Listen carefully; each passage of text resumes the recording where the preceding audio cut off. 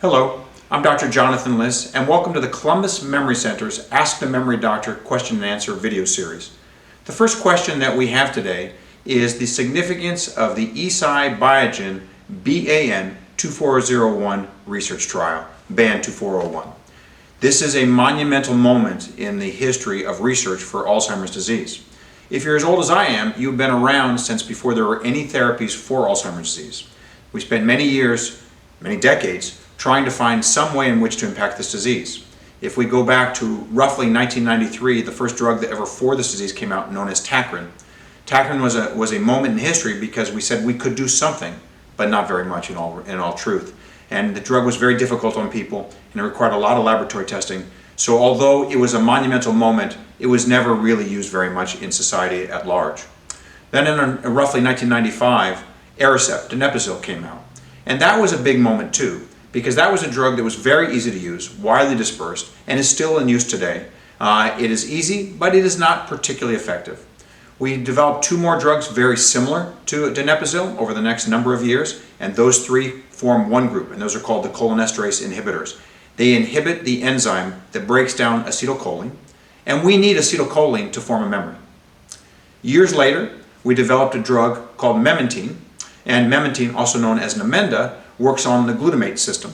And that is sort of an add-on drug. It's been shown to work on people with a mini mental status examination, which is a 30-point scale, of 14 or less. And so typically it is only used in moderate to severe patients and typically as add-on therapy to other medications. Now frankly, you may not see that in the general population because doctors have not necessarily adhered to that, but that's what the data would dictate. And we have not had a new drug in roughly 15, 16 years now. And so the research has become quite onerous. In other words, people have become dire. We've had a million different trials fail. And BAN 2401 represents the first major hope that we've had in almost 2 decades. So BAN 2401 is using a monoclonal antibody to remove beta amyloid from the brain and to keep new amyloid from forming. And in March of 2018, its results were announced. It's a phase 2 trial, so it's an earlier stage trial. And it showed that at minimum, it slowed the disease progress by 30% in the people that got the best dosing group. And if you were to look at the data even more deeply, it probably helps more than that. But officially, the line is that it slows it down by about 30% in the best dosing groups. This is the first time in the history of medicine that we've been able to show that we can actually impact the disease itself and dramatically slow it.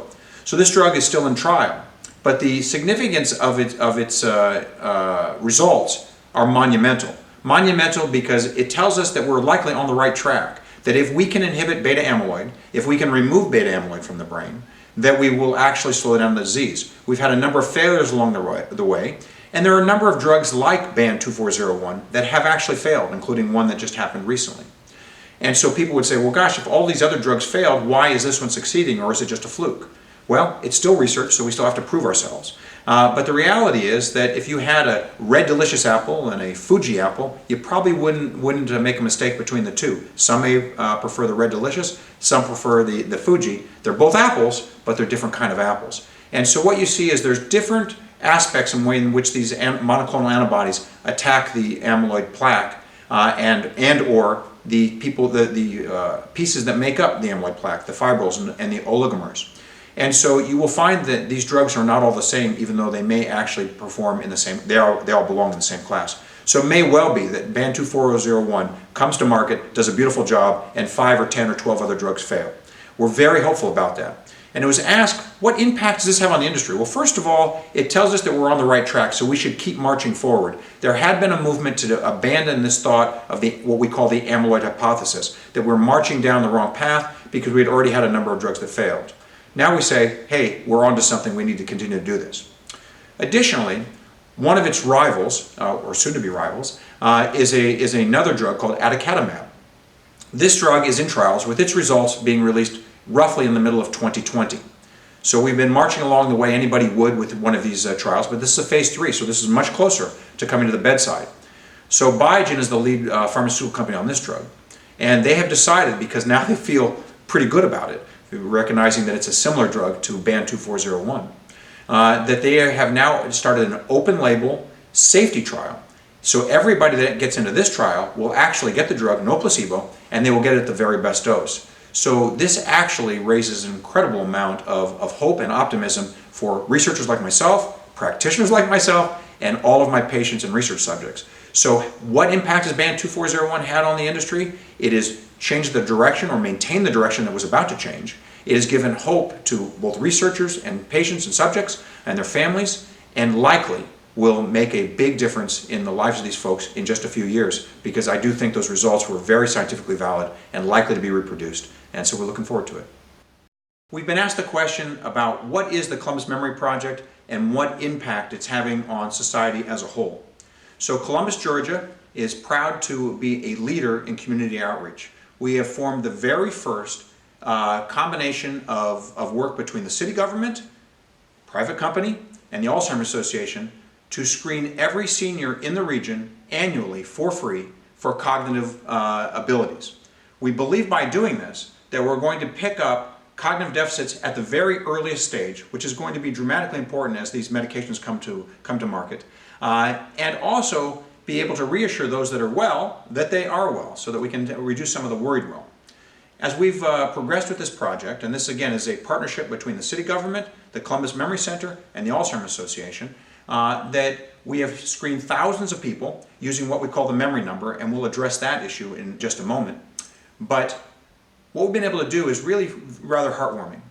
We have been able to detect early disease and get people to treatment and their families into care as quickly as anybody probably ever has in history. But equally important, we found that a large percentage of those folks that take our memory test, our thinking test, are not at their highest level. In other words, they are suffering mild cognitive impairment. Not mild cognitive impairment from Alzheimer's disease or prodromal Alzheimer's disease, but mild cognitive impairment from completely correctable etiologies: anxiety, depression, obstructive sleep apnea syndrome, pain syndromes, side effects of medications. The gamut is very large. And it's really interesting, and maybe the most important part of what we're doing is that a large percentage of our population, and I would assume your population as well, is walking around thinking less well than they otherwise could. And if we were to transfer that thought process to other organs in the body, if a person could walk 2 blocks yesterday and is only walking 1.5 blocks today and then 1 block tomorrow, they would almost certainly go to their doctor and say, you know, doctor, my stamina's down, I'm a little out of breath, what's wrong with my lungs, what's wrong with my heart, how can you make me better? But both because we've sort of ignored the brain and because the brain is more of a nebulous thought, I think, that folks don't go in to talk about their brain health. And they're also scared about the answer. If the answer is Alzheimer's disease or dementia, they frankly don't want to hear it. And I think that's a big part of the issue. The Columbus Memory Project is trying to demystify the brain. We're trying to take people who are actually healthy and let them know that they are healthy. And if people are on the verge of having cognitive problems, that they would be the first person to know that the problem exists so that nobody's whispering behind their back. And as I mentioned, it turns out that our research worldwide for the treatment of Alzheimer's disease and memory disorders is really focusing on very, very early recognition. And so it's going to be only those people that figure it out quickly that are going to benefit from the drugs that are likely to come out in the next few years. So it's a big deal. Now, if we look at statistics in this regard, and you find different statistics for different countries, some are worse, actually probably almost all of them are worse, but these are still pretty bad, that in our country, according to the Alzheimer's Association, only half of people with Alzheimer's disease actually have a diagnosis of Alzheimer's disease. And when they get that diagnosis, they're far along the pathway. It is not early disease, they're far along the pathway. And so then if you look at the half that don't actually have a diagnosis, think about this, that half of those, so 25% of the whole, they don't have the diagnosis because the healthcare provider does not actually know how to make a diagnosis. Pretty shameful. Maybe even more shameful. The other 25% of the whole does not have a diagnosis because the healthcare provider doesn't want to give the patient or family bad news. Now, this is pretty horrible because giving bad news and giving it in a way in which a person can accept is, of course, the most important part of bedside manner. We have to be able to deliver good and bad news to families because that's how people can prepare for the future. And if it's preparing for the end, prepare for the end, because I've given all those kinds of pieces of news. And why is that important? It's not just important because an individual has a right to know that there's a problem, but it can change the entire dynamics as to how a person progresses with their life. So we've had so many people in our practice that have come to us where they have lost their fortunes to a scam because they didn't know that they had cognitive problems and they were easy prey for the zillion scammers that are out there. We've seen many car accidents. We've seen deaths. We had a person drive into a lake because they got lost while driving and drove right into it, and that was just about a year ago or so. And so then you look at the families, and the families, because they love their loved one, let's just call him Dad, they love Dad, that they're in denial for a good long time, right? They don't want bad news either. And so when Dad makes a little mistake, they laugh it off and say, oh, that's Dad. Or Dad probably has a sense of humor, and so Dad figures out a way to help them laugh it off. But it doesn't keep the crises from starting to mount. It doesn't change the fact that bills don't get paid, and that maybe they lose some insurance, or maybe they have extra costs related to missing the bill. It doesn't change the fact that they could get in a car accident they otherwise wouldn't get into, or get lost and drive a couple states away, which we've seen many times. It doesn't change the fact that there starts to be some dissension amongst the family because the married couple are no longer getting along as well as they were before, because the wife, Mom, is starting to do a little bit more for Dad. Dad resents the fact that she's interfering in his life, and nobody's explained to them what's going on here so they can have some sort of legitimate conversation, a mature conversation about how one can get help. And then if we look at the Alzheimer's Association itself, nationally, only 12% of families go to the Alzheimer's Association, families and patients. So when you think about that, this is a do-gooder organization. To my knowledge, they've never had a scandal, and everything the Alzheimer's Association offers is free. And yet, only 12% of patients and their families are accessing this incredible help. The Alzheimer's Association has a great program, and one of many, called Safe Return. And so with the patient's permission, they'll take a picture of the patient. With the patient's permission, they'll get access to that person's health records. And if that person ever goes missing, a single phone call to the Alzheimer's Association, and every scanner for every major agency, the police, the fire department, the hospitals, will have that person's pictures and access to health records, so a search can immediately be started. This adds some level of security to the loved one and also to the patient themselves. I bring that one up because it's just one of many programs that are being ignored when only 12% of the population is accessing the Alzheimer's Association. So if we go back now to the Columbus Memory Project, that by letting people know that they can have their thinking tested every year for free at our site, no appointments necessary, it doesn't cost them anything, and I don't become their doctor. They just come and get their test, and then they get the results in a couple weeks, either in the mail or by email, and they will have a baseline, and they can measure that baseline every year to see if anything is slipping.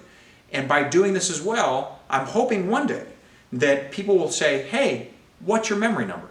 Or kids, instead of saying, hey grandma, how's your heart, or how are your lungs going, saying, hey, how's your memory number? And if grandma says, oh, it's great, I got another 22 or I got another 19, that there is some reassurance that grandma or granddad is doing just fine. And I want that to become as commonplace as any other body organ. But right now, because there's a stigma around Alzheimer's disease, right now, because the concept of brain disease is nebulous, that people never ask the question. And doctors, for the most part, hardly ever test it. So the value of the Columbus Memory Project is to demystify the brain.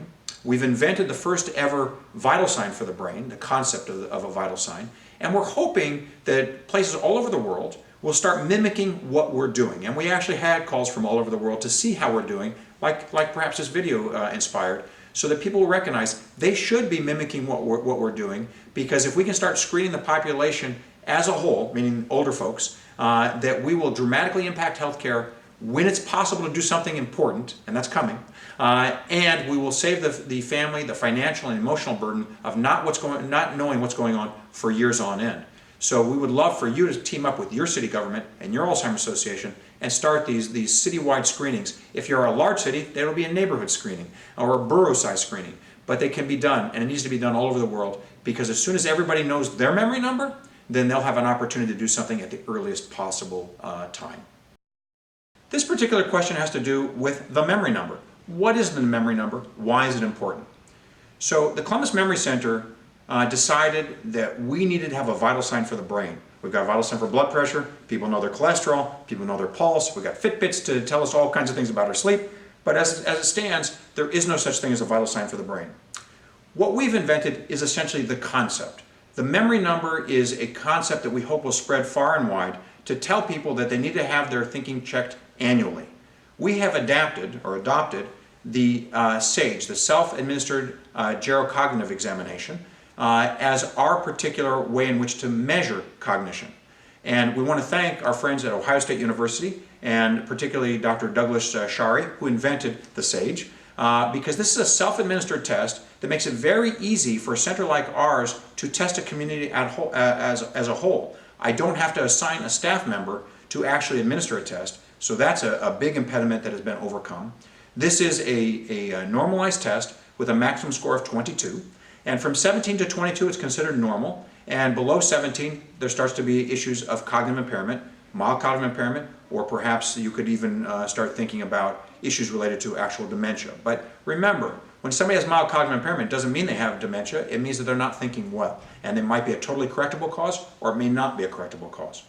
But regardless, we felt as though we needed to demystify this issue of the brain. And the best way to do it was to have an easy term that one person could tell to another.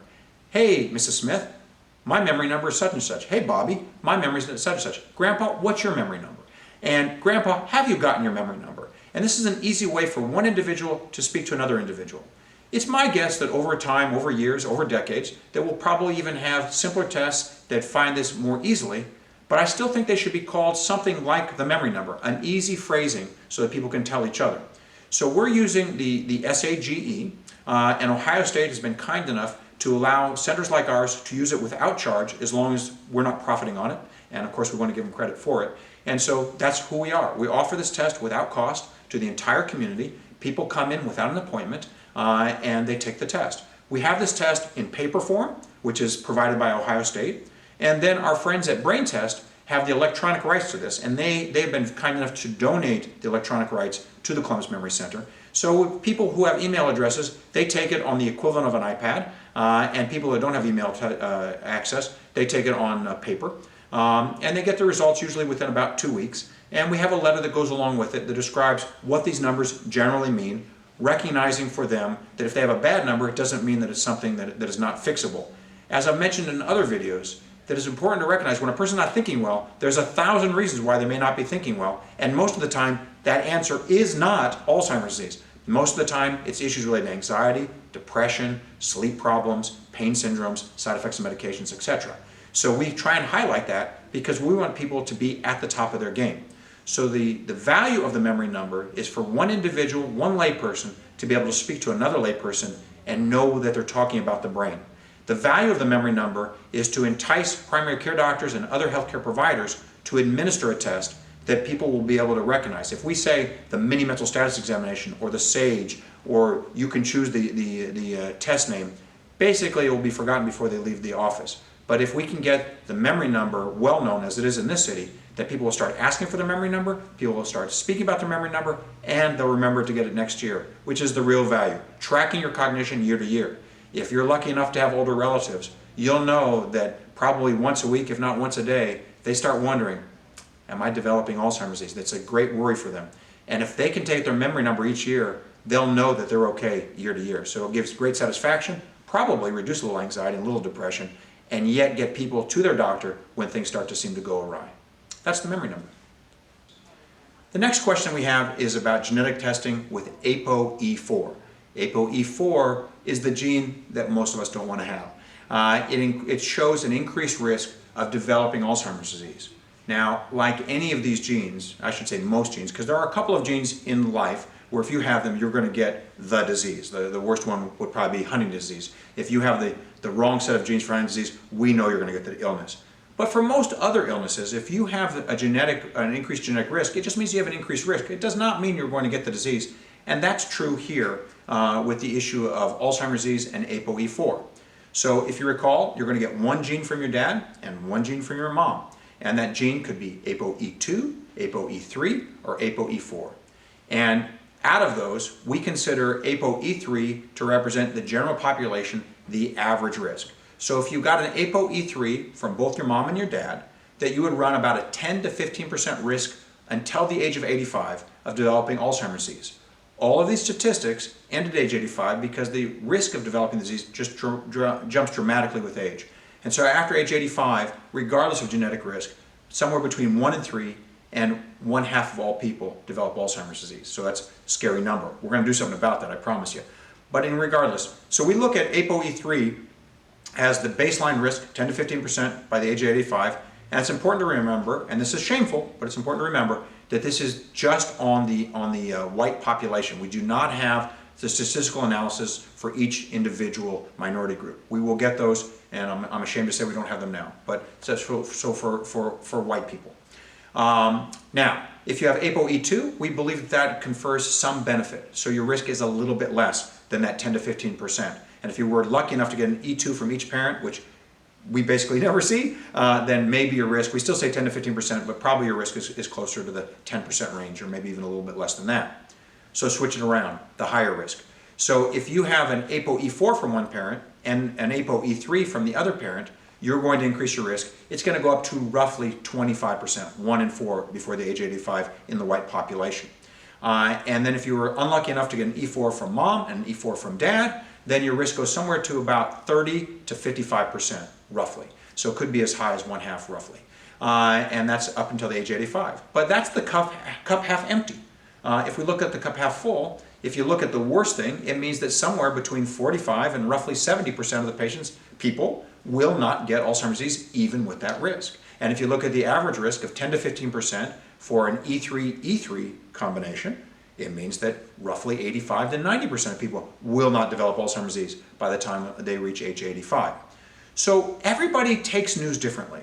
You could give a person this news, one piece of news, and they could be overjoyed that their risk is X. And you could give that exact same piece of news to another person, and they could become very depressed, very anxious, very worried that all of a sudden they have it the next day. And so it's very important that when people assess their genetic risk, that they understand the data behind it, that they are prepared to hear it. And so here at the Columbus Memory Center, we don't give out the genetics unless we've had a long conversation with the patient and often their loved one, so they understand what it means to know your genetic risk. Because knowing your genetic risk could impact a number of things, such as long-term care insurance, such as employment opportunities if your company is bigger than 50 people. There are the GINA, the Genetic Information Protection Act, I'm giving the wrong acronym exactly, but GINA is a federal law that protects against discrimination based on genetics, but that doesn't apply to all things, and there are areas, there are many gaps in that, including things like long-term health care insurance. And so if somebody's going to get their genetic risk, they need to know all of these things before they understand it, because it could jeopardize some of the things that they may want, life insurance and such. And then the emotional aspect of, will they handle it well? Will a person who knows that they're an E4-E4 do things to reduce their risk by exercising more, eating better, quit smoking, controlling their blood pressure, reducing their diabetes? Maybe, so it's very empowering. Will a person with the exact same risk factors, finding out the exact same information, become very dire and instead of taking care of their diabetes, eat 7 extra donuts because they feel like their fate is sealed, or continue to smoke or smoke more in order to reduce their anxiety? So everybody takes this news differently, and it's important that everybody understands it before they know their genetics. And so there are now these little kits. People can walk into an office, get a blood test 30 minutes later, and know their genetics. I think that that's a little dangerous. And people can certainly do this on 23andMe and those other sites. They need to understand the information that they're getting, because information is power, but it can lead to bad things if the person is not prepared to hear it. So we think that the genetics are incredibly important as we develop drugs. In our broad research that we do, and we're doing dozens of studies right now, that we have several that are for Alzheimer's prevention. In other words, we're giving FDA-approved medication or placebo to people at risk for Alzheimer's disease, and it's based on their genetic risk. And so we need to know a lot of genetic risk, because that's how we can position drugs in order to intercede. We may have already started the drugs that will end this disease. The trials have started for Alzheimer's prevention. So knowing your genetic risk can be important. It's certainly important to help further research, but everybody should be advised before they find out their results.